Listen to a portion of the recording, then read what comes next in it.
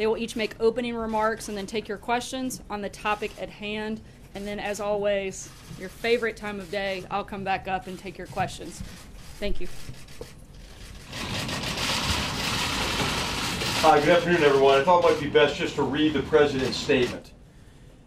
Since President Trump's inauguration, the Trump administration has called on Venezuela's Maduro regime to respect Venezuela's Constitution, respect the role and authorities of the constitutionally established National Assembly, hold free and fair elections, address the humanitarian needs of the Venezuelan people, release political prisoners, and stop oppressing its great people. The regime has refused to heed this call, and its recent actions, culminating in yesterday's outrageous seizure of absolute power through the sham election of the National Constituent Assembly, represent a very serious blow to democracy in our hemisphere. Maduro is not just a bad leader, he is now a dictator. The United States stands with the people of Venezuela in the face of this oppression. We will work with our partners to hold accountable all those responsible for the escalating violence and ongoing human rights violations.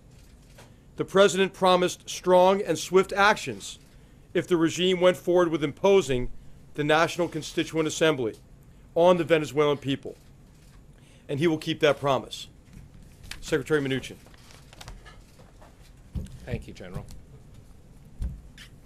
Today, the United States is broadening its effort to address the ongoing assault on Venezuela's democratic institutions by the Maduro regime.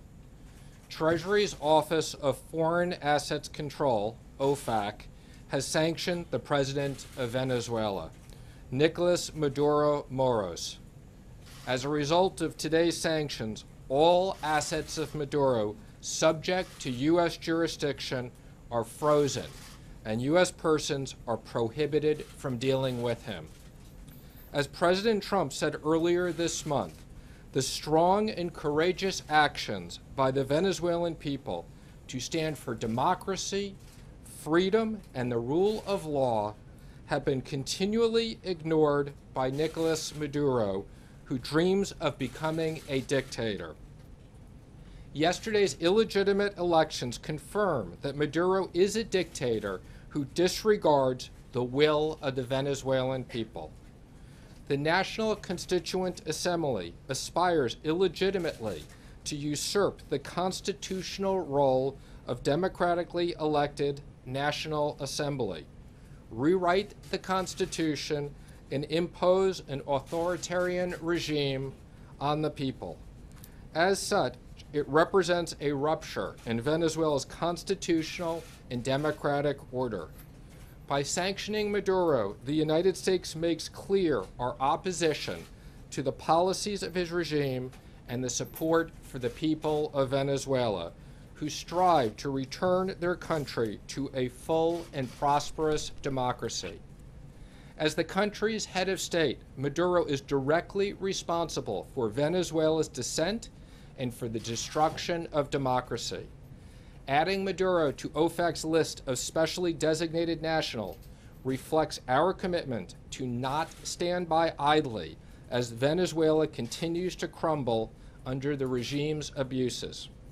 We hope that these sanctions will make all Maduro regime officials reconsider how their actions have affected their country.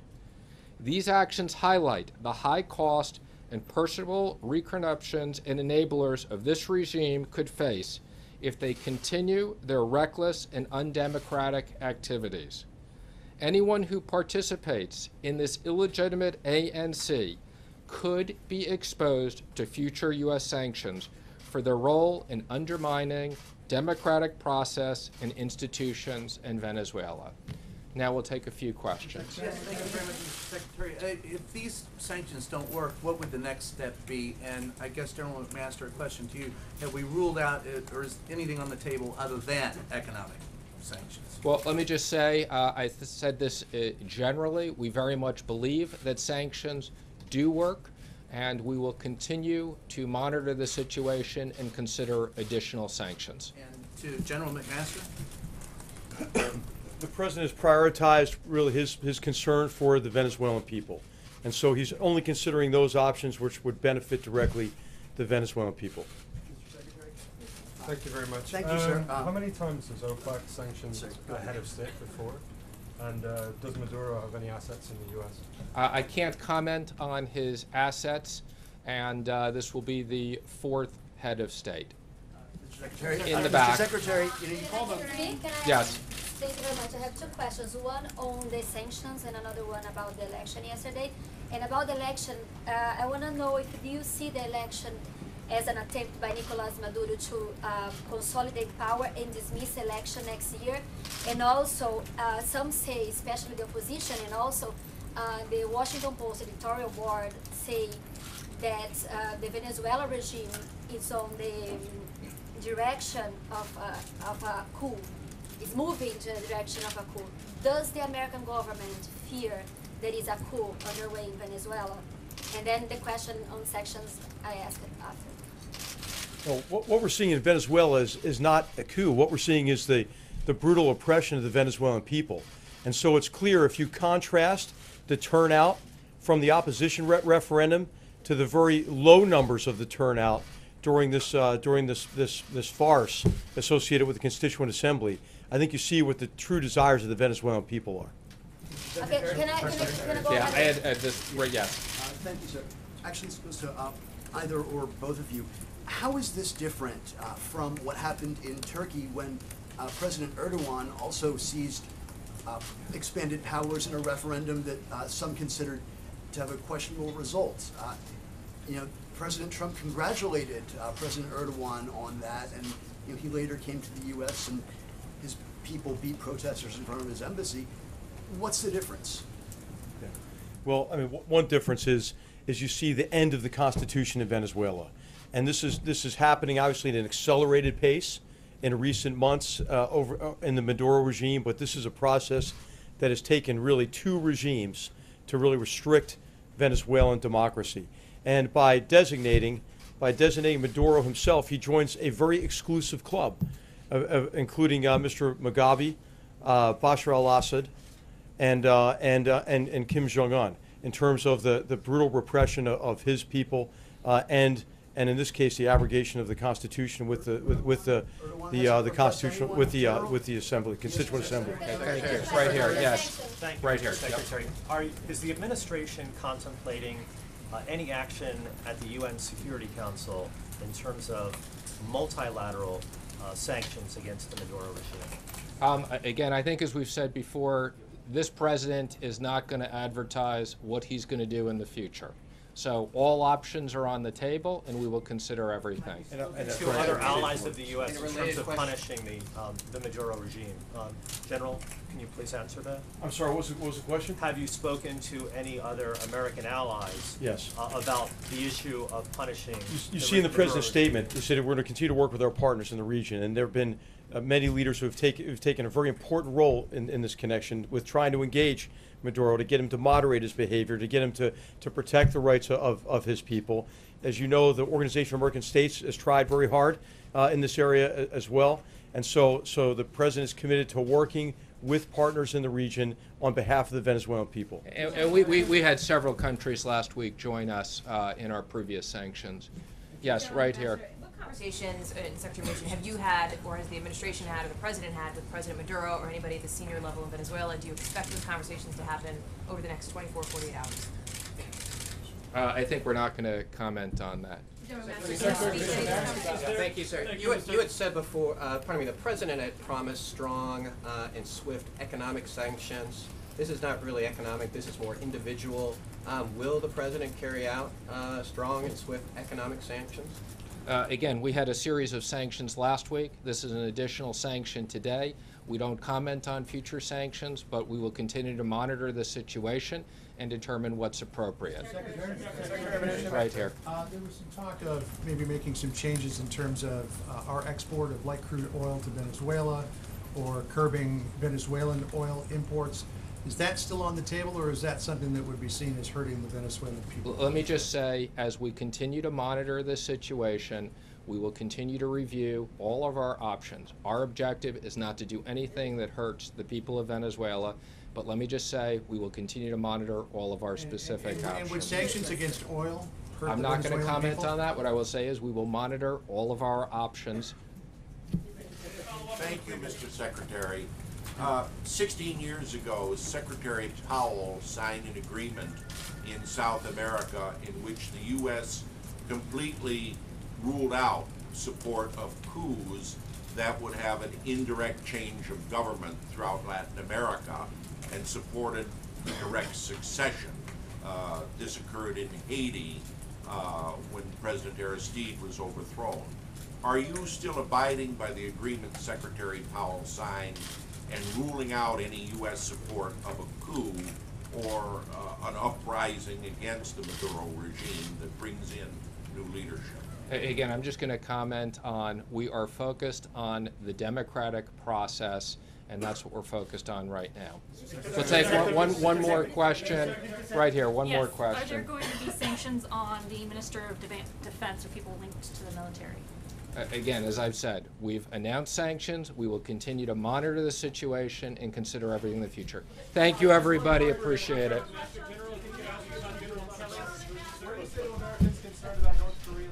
You guys wasted all your questions on the same one over and over. Just kidding. Tough crowd today.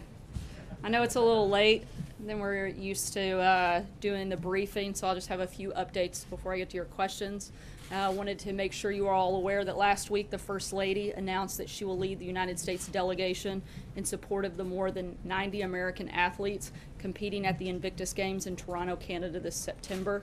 As the President often says, there's no better representative for the United States than the First Lady, and he's very proud to have her leading the team that will support these American athletes. The First Lady is very much looking forward to her first solo international trip, and her office is available to answer any questions you may have. As you know, the Vice President is overseas on a 3-country visit to Eastern Europe. He spent the last few days in Estonia attending meetings and speaking to the multinational troops participating in the NATO Enhanced Forward Presence mission, where he recognized Estonia as one of only 5 NATO member states that meets its defense spending obligations. Earlier today, the Vice President and Second Lady arrived in Georgia, where they attended a dinner hosted by the Prime Minister. And as the Vice President continues to strengthen our relationships with our friends and allies in Europe during his travels, here at home, the Departments of Commerce and Energy welcomed news of a partnership between American Energy and the government of Ukraine. Ukraine's state-owned power generation company will purchase American thermal coal ahead of the upcoming winter season. This partnership will provide Ukraine with a secure, reliable, and competitive alternative energy source, helping to stabilize an energy supply which has historically been at the mercy of the country's volatile neighbors. This announcement will also boost our own economy, supporting jobs in the coal and transportation industries. As the Trump administration continues to move our country down the path of energy dominance, we hope to see more mutually beneficial partnerships like these in the future. And lastly, I know we all saw the ceremony that just ended in the East Room. And Specialist 5, McClue was in at the 6 afterwards, but I think his heroic story bears repeating again. For 48 harrowing hours of close combat fighting in Vietnam, he was voluntarily risked his life multiple times to protect his comrades. Even after shrapnel from a rocket-propelled grenade slashed open the back of his body from head to foot, he continued to answer the pleas of his fellow soldiers, even carrying one to safety on his own badly injured back. As one of his comrades recalled, the medic could count on him.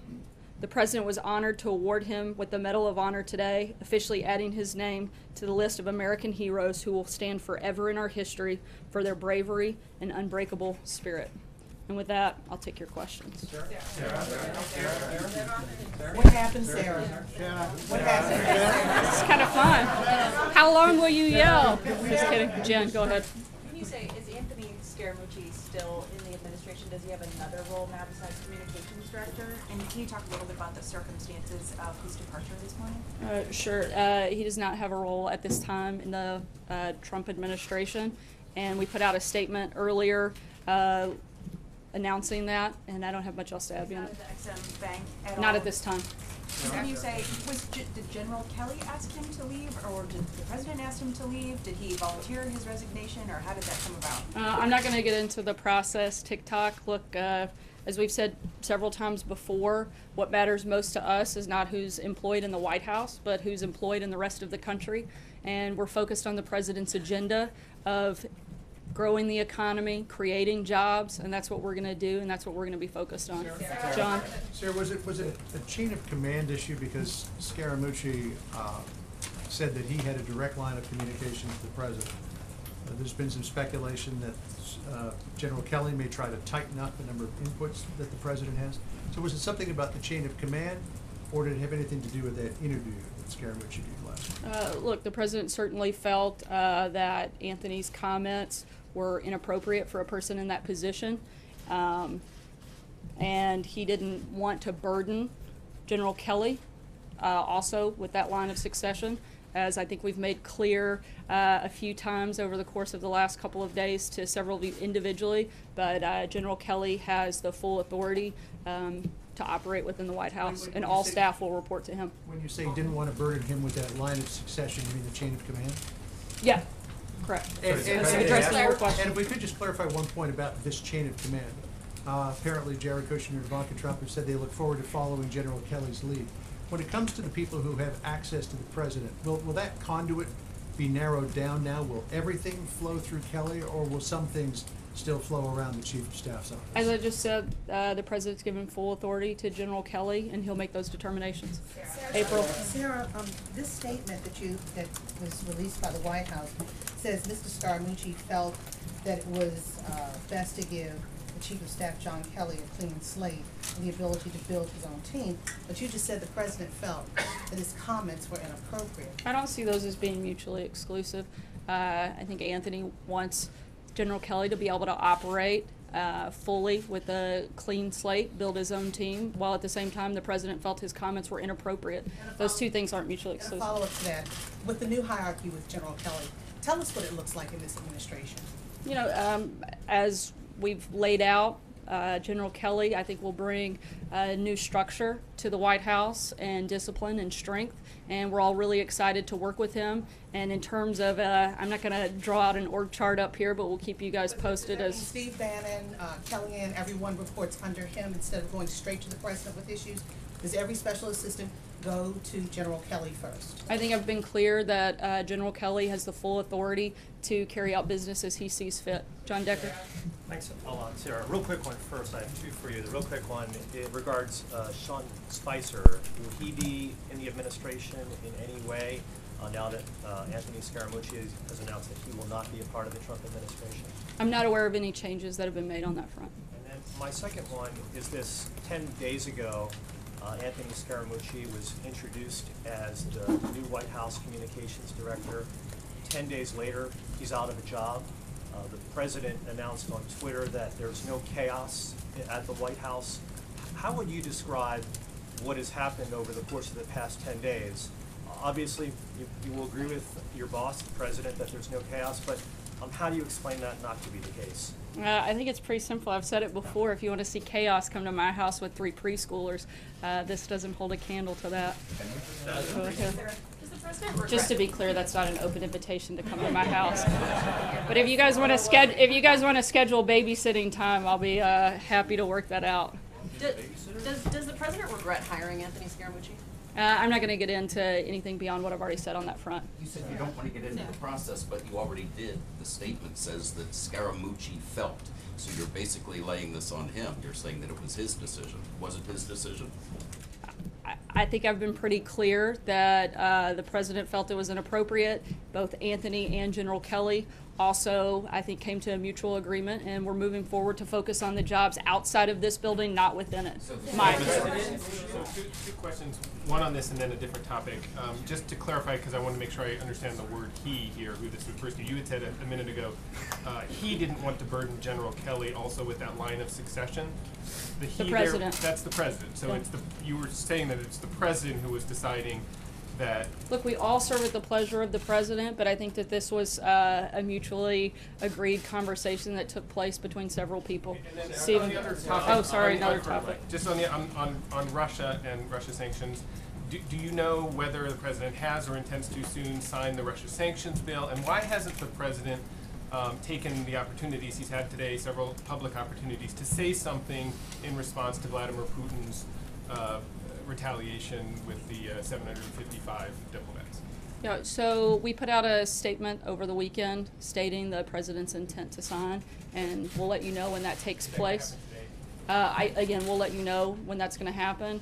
And in terms of your second question, the follow-up was, I'm sorry? Why hasn't he taken the opportunity to say something forceful to President Putin? I mean, I've talked to folks today who said it's kind of striking, the silence from the president, you know, with no sort of response out of his own mouth. He had a couple of opportunities today to say something about it, and he didn't. Right now we're reviewing our options, and when we have something to say on it, we'll let you know. Jill? Sorry, just not to beat a dead horse, but to go back to April's question. Why You not? said That's our earlier- favorite thing to do. You said earlier, all staff will report to the new chief of staff. Does that include Jared Kushner? Does that include Steve Bannon? Everyone reports to Kelly? That includes everybody at the White House. Okay, and then I want to also ask just a question about tax reform. Will the administration absolutely support the version of tax overhaul that comes out of the Ways and Means Committee? Well, we're working hand in glove with, we put out a joint statement with the Big Six. We'll continue working with them and announce details as they come forward. Francesca? Thank you, Sarah. When Sean Spicer resigned, it was for a clean slate. Now that Anthony Scaramucci resigned, that's also for a clean slate. Has the slate been totally cleaned at this point? Should we expect any more staff shakeups? Everybody else in senior staff positions is planning to remain for this time? Yes, they are. John Gizzi? Yeah, thank you, Sarah. Two very brief questions. Is there any chance you will just leave the job of communications director alone, having had two people who held it leave rather abruptly in both cases? We'll let you know when we have any personnel announcements to make on that front. The other thing I wanted to ask was when the president made his speech to the police officers on Friday, almost within minutes, statements came from police chiefs across the country criticizing his remarks that seemed to endorse the use of force by police in certain arrests. Was the president joking when he said this, or did he check his remarks out with the International Association of Police Chiefs, or maybe the Attorney General? I believe he was making a joke at the time. Trey? So to be clear, because the statement says that Anthony Scaramucci is no longer with the administration, was Scaramucci fired by the president, or was he asked to resign? Again, I'm not going to get into anything beyond what I've already said on that Quick front. follow-up from the president's Sorry, perspective. You said this was a back-and-forth conversation. Can you take us through a little bit of what the president is looking for in his communications shop, why he might make this decision to make a clean slate? I think that he wants to work with General Kelly and the communications team that is intact right now and determine what the best course forward is at this point. Noah? Are reports that Attorney General Sessions is being considered for Homeland Security Chief accurate? How soon will that search be complete? How essential is it for the White House to fill that in a quick manner?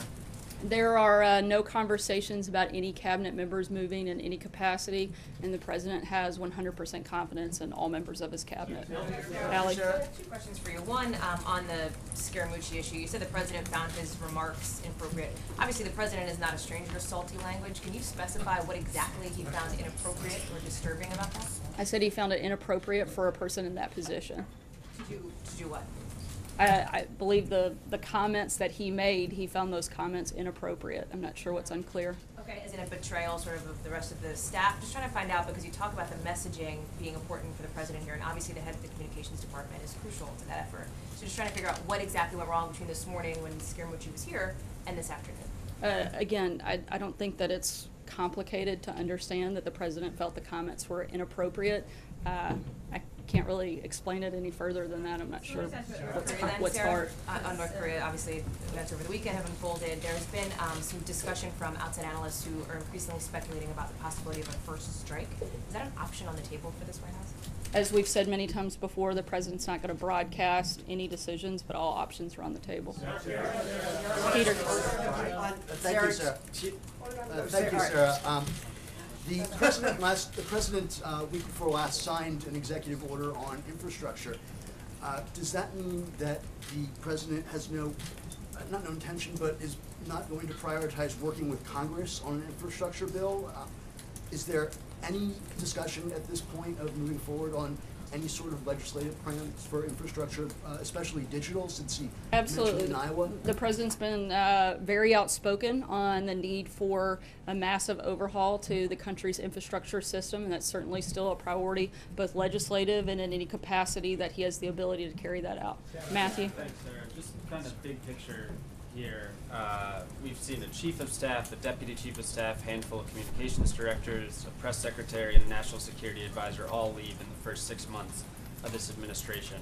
Can you tell us a little bit about why there's been all this turbulence? I know you don't like to get into the process, but just all those things together, what's going on? Look, we're continuing to focus on the president's agenda. We're going to have staff changes. We let you guys know when they happen. But like I said earlier, what matters to us are not the jobs that are within this building, but the ones outside of there. That's why the president's been so focused on growing jobs. We've created over 1 million new jobs since he took office, the lowest unemployment in the last 16 years. Consumer confidence is at an all-time high. We're focused on creating a strong economy and growing jobs outside of this building, not focused on the ones within. We're going to continue to do that. Healthcare, Alexis? if I may, a quick follow-up on healthcare. Sure. Mick Mulvaney said the White House doesn't want any votes in the Senate until they're voting on healthcare. With John McCain out, Pence out of the country, they don't appear likely to vote on healthcare. And you guys are also pushing for the confirmation of some nominees. Is it the White House position that they will accept the Senate voting on non-healthcare things over the next few weeks and months? We're continuing to push forward, hopefully with the repeal and replacement of Obamacare. We've never been shy about that, and we're going to continue to do that. Alexis. Alexis. The President's Legislative Affairs Director was talking today at the museum about the President's tax reform ambitions, and I wanted to ask if you can elaborate on the President's hope to travel in August to begin to talk about tax cuts and tax reform, and his interest in maybe getting some Democratic senators interested in supporting legislation. Do you have any details that you can supply about where he might go and the message he wants to impart? Not at this time, but certainly we'll make sure we keep you guys posted on the president's travel and schedule throughout August. And know he does hope to have a large amount of support for tax reform. It's something that is vital to our economy and something certainly the administration is very focused on and has been and will continue working both with the House and Senate as well as members of the administration. We're cutting a little close on time. Thanks so much, guys. Why was the president joking about police brutality, Sarah? Why would the president joke about police brutality? That's not a joking matter.